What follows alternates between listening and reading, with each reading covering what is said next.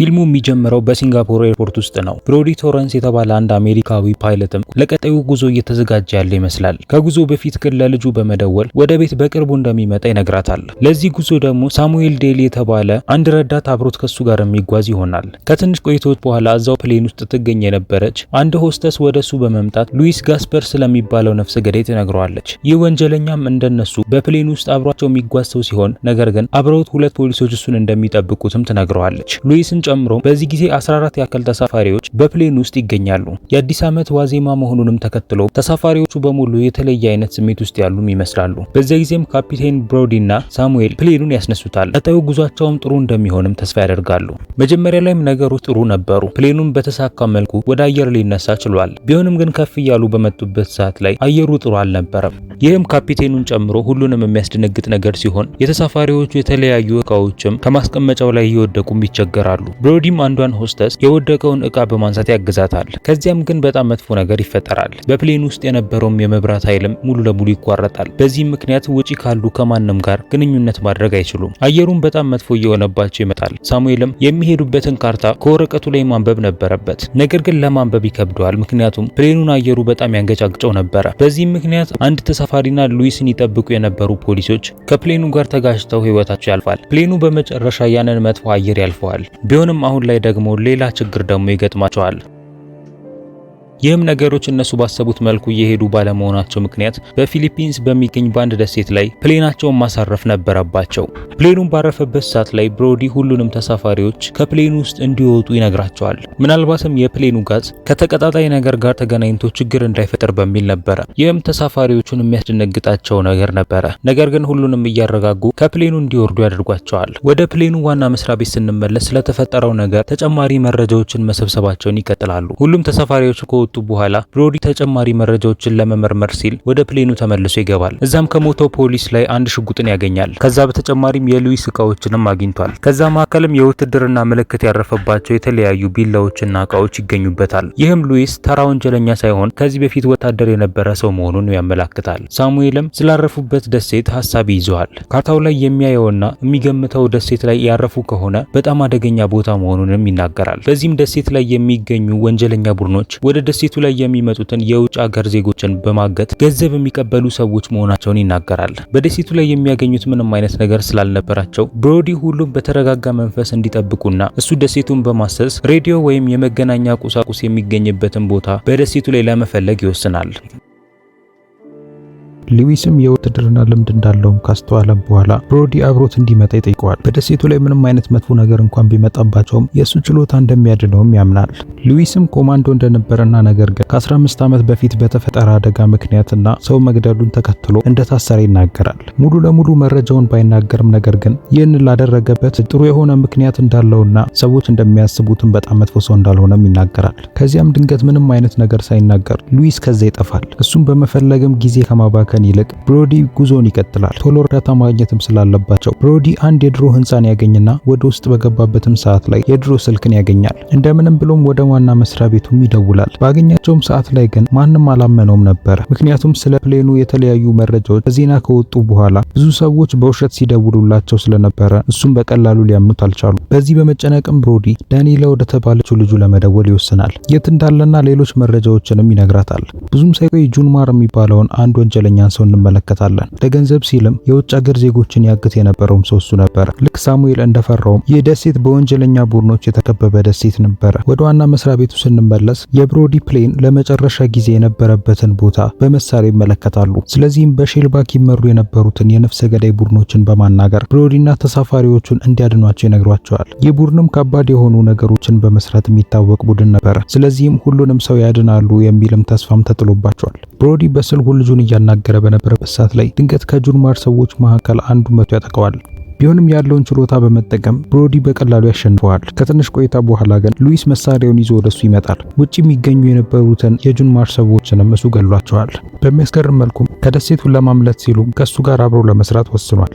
አካባቢውንም በደንብ በሚያስሱበት ሰዓት ላይ ካሜራና የተቀመጡ የሰዎች መታወቂያዎችን ያገኛሉ። በካሜራው ላይ እንደተመለከቱትም ከሆነም እነዚህ ሰዎች የተለያዩ የውጭ ሀገር ሰዎችን በማገት ቪዲዮ ይቀርጿቸውና እየላኩ ገንዘብ የሚቀበሉ ሰዎች ነበሩ። ይህንን ደሴት ወዲያውኑ ለቀው መውጣት እንዳለ እንዳለባቸው እንዲያስቡና እንዲወስኑ ያደርጋቸዋል። ከትንሽ ቆይታ በኋላም ብሮዲና ሉዊስ የወንጀለኞቹን መኪና በመጠቀም ከዛ ለማምለጥ ይወስናሉ። ከዚያም ትዕይንቱ ፕሌኑ ወዳረፈበትና ተሳፋሪዎቹም ተቀምጠው በተስፋ ወደሚጠብቁበትን ቦታ እያሳየን ይቀጥላል። ሁለት መኪኖችንም በመመልከታቸውም በጣም ይደሰታሉ። ሊያተርፏቸው የመጡ ሰዎችም ነበር የመሰላቸው። ነገር ግን በድንገት ሉዊስ የተኩስ ድምጽን ይሰማና ብሮዲ መኪናውን እንዲያቆም ይነግረዋል። የተኩሱ ድምጽም አካባቢው ጤናማ እንዳልሆነና ምናልባት ወጥመድ ያለበት ቦታ እንደሆነም እንዲያስቡ ያደርጋቸዋል። በዚያ ጊዜም ብሮዲና ሉዊስ ተሳፋሪዎቹን ለማዳን ባልሆነ መልኩ መቅረብ እንዳልነበረባቸው ያስተውላሉ። ነገር ግን ከሩቁ ሆነው የጁንማር ቡድን ምን ያክል ጨካኝ ሰዎች እንደሆኑ ይመለከታሉ። አንዲት ሴት ተሳፋሪም ከዛ ለማምለጥ በሞከረችበት ሰዓት ላይ ወዲያውኑ ተኩሶ ይገሏታል። ባሏን በተመለከተው ነገርም ይጮሃል። ነገር ግን እሱንም በያዙት ገጀራም ይገሉታል። ይህም ሁሉንም ተሳፋሪዎችም የሚያስደነግጥ ነገር ነበረ። ከዚያም ሁሉንም ተሳፋሪዎችን ወደ መኪናቸው ውስጥ በማስገባት ከዛ ወደ ራሳቸው ቦታ ለመውሰድ ይወስናሉ። ነገር ግን ሁለት የራሳቸውን ሰዎች ፕሌኑ አጠገብ ትተው ነበር የሄዱት። ምናልባት ካፒቴኑና ሉዊስ ወደዛ ከተመለሱ ይዘዋቸው እንዲመጡ በሚል ነበር። ጥሩ ጊዜ ሲጠብቁ የነበሩት ብሮዲና ሉዊስ በመጨረሻ ከዛ ለመሄድ ይወስናሉ። ሁለቱ ጠባቂዎቹንም ካሸነፉ በኋላ ነገሮች ከመባባሳቸው በፊት ተሳፋሪዎቹን ለማዳን ሲሉ እነ ጁንማር ወዴት እንደወሰዷቸው ይጠይቋቸዋል። ከዚያም ብሮዲ አንድ መልእክትን ለመላክ ሲል ወደ ፕሌኑ ተመልሶ ይገባል። በጽሁፍም ተሳፋሪዎቹ በወንጀለኛው ቡድን መታገታቸውን የሚናገርን ጽሁፍ ፕሌኑ ላይ ትቶ ይወርዳል። ብሮዲ እነሱን የሚያድን ሰው ምናልባት ይመጣል ብሎ ስላሰበ ይህንንም መልእክት ያነባሉ ብሎ ነበር ያሰበው። በነበራቸው ችሎታና በያዙት መሳሪያ በመተማመን ተሳፋሪዎቹን ለማዳን ይወስናሉ። ምንም እንኳን አደገኛ ፕላን ቢሆንም እና የሚሳካበትም መንገድ በጣም ጠባብ ቢሆንም ነገር ግን እድላቸውን ለመሞከር ይወስናሉ። ብሮዲ ዝም ብሎ ከመቀመጥ የሆነ ነገር ማድረግ ይሻላል ብሎም ነበር የሚያስበው። ስለዚህም በተስፋ ብሮዲና ሉዊስ ተሳፋሪዎቹን ለማዳን በጫካ ውስጥ ጉዟቸውን ይጀምራሉ። በጁንማር ቦታ ላይ ሁሉም ተሳፋሪዎች በትልቅ ጭንቀትና በፍርሃት ውስጥ ይገኛሉ። አጋቾቹም ሰዎች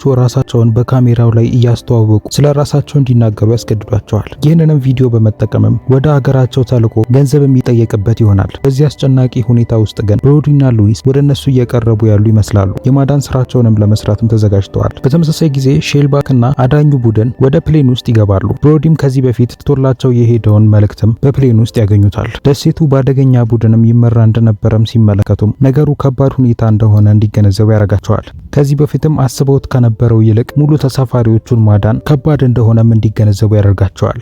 ወደ ብሮዲና ወደ ሉዊስ ስንመለስ ወደ አጋቾቹ የቀረቡ ሲሆን ነገር ግን ቀጥታ ጦርነት ከመክፈት ይልቅ በጸጥታ ተደብቀው ወደ ውስጥ መግባትን ይመርጣሉ። ስለዚህም በቀስታ ሁለት ጠባቂዎችን ይገላሉ። ከዚያም ተሳፋሪዎቹን የወሰዱበትን ባስ ይመለከታሉ። ሉዊስም ወደ ባሱ ከሄደ በኋላ ተሳፋሪዎቹን ይጠብቅ የነበረውን አንድ ጠባቂ በያዘው መዶሻ ይገለዋል። በመጨረሻም ተሳፋሪዎቹን ማግኘት ችለዋል። እናም በትንሹም ቢሆን ተስፋቸው መለምለም ጀምሯል። ቢሆንም ሁሉንም ተሳፋሪን ግን ከዚህ እንዴት ማውጣት እንደሚችሉ ሌላ እቅድን ማውጣት ነበረባቸው። የታጠቁ ወንጀለኞችን በየቦታው ስላሉ ይሄ እቅዳቸው ከባድ እንዲሆን ያደርገዋል። በዚህ ጊዜ ግን ብሮዲ አንድ ሐሳብን ያመጣል። ሁሉንም ለማዳን ሲል ራሱን መስዋዕት ሊያደርግም ነበር ያሰበው። ብሮዲም ቀጥታ ወደ ወንጀለኞቹ በመሄድ እጁን ይሰጣቸዋል። በዚህም እንዲያመነቱና ሁሉም ወደ አንድ ቦታ እንዲሰባሰቡ ነበር ያሰበው።